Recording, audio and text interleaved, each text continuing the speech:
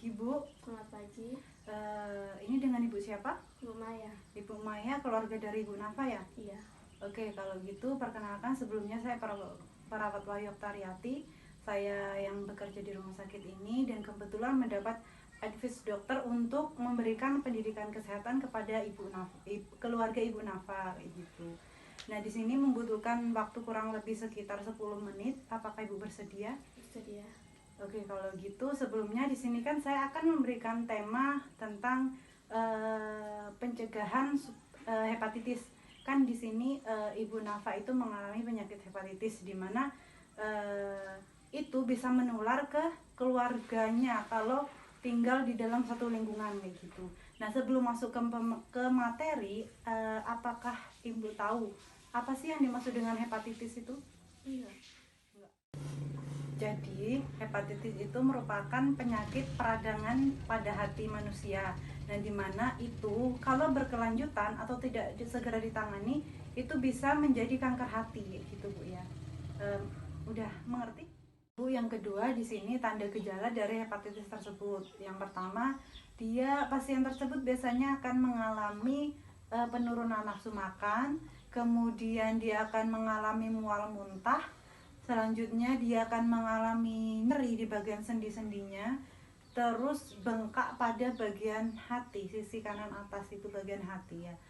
Terus kemudian dia air seni yang dihasilkan itu berwarna kecoklatan seperti air teh gitu. Selanjutnya di sini penyebab dari hepatitis tersebut, penyakit hepatitis tersebut. Nah, di sini ada alkohol. Kalau keseringan minum alkohol kayak gitu itu kan bisa merusak hati. Nah, itu bisa menjadi salah satu faktor penyebab dari hepatitis kayak gitu.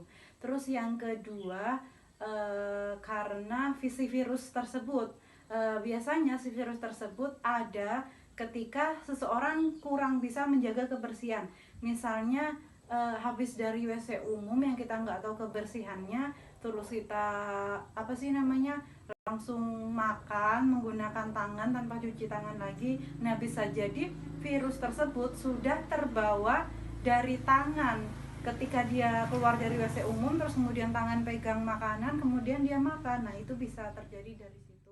Sebelum kita masuk ke bagaimana supaya hepatitis tersebut, keluarga tersebut tidak tertular, ini saya akan kasih tahu beberapa hal yang bisa menular hepatitis tersebut ke keluarga yang lain yang sehat gitu. Nah, yang pertama itu penggunaan alat mandi yang bersamaan, terus penggunaan misalnya seperti anduk, sikat gigi itu harus benar-benar terpisah ya. Terus kemudian penggunaan jarum suntik itu biasanya di fasilitas kesehatan ya. Nah, pokoknya itu inti dari penularan yang biasanya sering dilakukan di rumah kayak gitu. Nah, itu dihindari dulu kayak gitu. Kemudian di sini untuk pencegahan supaya tidak tertular itu bagaimana? Yang pertama, di sini kan bahwa dari satu rumah di screening bahwa yang hepatitis cuma satu Ibu Nafa, sedangkan yang lainnya sehat ya kayak gitu. Nah, di sini untuk pencegahannya, pertama, keluarga yang sehat dianjurkan untuk melakukan vaksinasi. Kemudian yang kedua, supaya tidak tertular, ketika habis bersentuhan dengan si Ibu Nafa tersebut, sesering mungkin untuk cuci tangan. Karena kan kita tidak tahu kalau Ibu Nafa tersebut setelah pegang apa yang mengakibatkan dia itu ada cairan dalam tangan dia atau dalam terkena baju atau apa, nanti tersentuh oleh keluarga yang sehat, itu bisa menular kayak gitu. Cuman maksudnya di sini boleh bersosialisasi, boleh, cuman jangan tetap ada batasannya karena penyakit ini menular kayak gitu ya. Dan penyakit ini berkembangnya itu lama kayak gitu, inkubasinya sangat lama, tidak diketahui kayak gitu. Untuk poin selanjutnya, supaya tidak tertular keluarga ya, sering-sering ketika di sini saya sebenarnya mau bertanya dulu, dalam satu rumah ini punya kamar mandi berapa? Satu.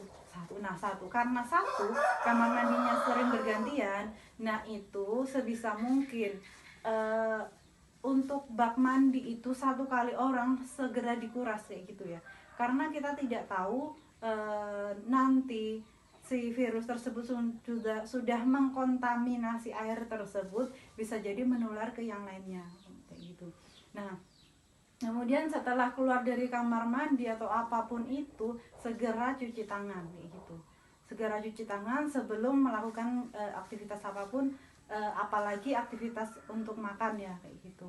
Karena si virus tersebut bisa masuk melalui apa yang kita makan sebenarnya. Itu kan sebenarnya kita harus benar-benar bisa menjaga kesehatan, menjaga kebersihan, perilaku hidup bersih dan sehat. Nah, kemudian di sini untuk pencegahannya kan dalam satu rumah kayak gitu bersama pasien hepatitis, itu kan ada beberapa tadi sudah saya sebutkan. Nah, itu coba sebutkan beberapa poinnya saja. Yang pertama, Vaksin. vaksin. Sering cuci tangan. Vaksin, sering cuci tangan kayak gitu ya. Kemudian itu penggunaan apa sih? Hindari penggunaan barang pribadi bersama-sama kayak gitu. Nah, di sini sudah selesai ya, sudah paham? Benar nggak ada yang ingin ditanyakan? Ini kan adik saya sudah menikah. Terus kalau mereka berhubungan suami istri itu bisa menular nggak? Oh iya, tadi saya lupa jelaskan ya, maaf. Untuk penularan hepatitis ada tambahan lagi, yaitu berhubungan suami istri. Nah, itu bisa menular karena itu kan ada cairan. Nah, cairan itu bisa masuk ke si laki-laki. Nah, nanti bisa menular kayak gitu. Nah, di sini sebenarnya bukan berarti terus mereka nggak boleh berhubungan suami istri, atau boleh tapi dengan alat pelindung seperti kondom kayak gitu. Sudah paham ya? Sudah. Baiklah, kalau nggak ada yang ditanyakan lagi. Enggak. Baiklah, kalau cukup saya cukupkan sampai di sini, supaya saya berharap nanti ke depannya Ibu Nafa itu tetap menjalani pengobatan secara rutin dan keluarga yang di sekitarnya itu bisa terhindar atau tidak tertular dari penyakit tersebut. Gitu ya, Bu ya. Iya. Terima kasih sudah antusias dalam menyimak apa yang saya sampaikan, sudah bertanya juga. Semoga bermanfaat buat Ibu dan kedepannya. Nanti silahkan dibagi kepada keluarga lainnya yang tinggal satu rumah ya, Bu ya. Iya. Baiklah, saya akhiri. Wassalamualaikum warahmatullahi wabarakatuh. Waalaikumsalam warahmatullahi wabarakatuh.